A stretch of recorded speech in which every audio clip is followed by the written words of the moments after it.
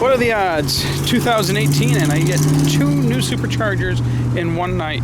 So this is Rolling Meadows, Illinois, and it's windy as heck right now. Uh-oh, K-Man lost his hat.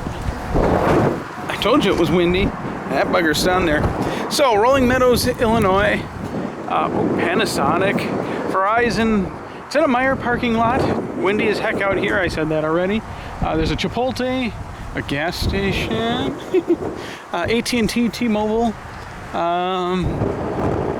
Looks like some sort of U.S. bank or maybe across the street there. Pita. And right down the street, about 0.8 of a mile, is Mitsuwa Japanese grocery store. And there's lots of tasty food there. They have a food court too. So, yeah, that's Rolling Meadows, Illinois. There are 1, 2, 3, 4, 5, 6, 7, 8, 9, 10 stalls here, including that back end one. No pull-in stalls though. Yeah, this one opened 3 months ago or so, but I have not made it this way yet. And holy silver,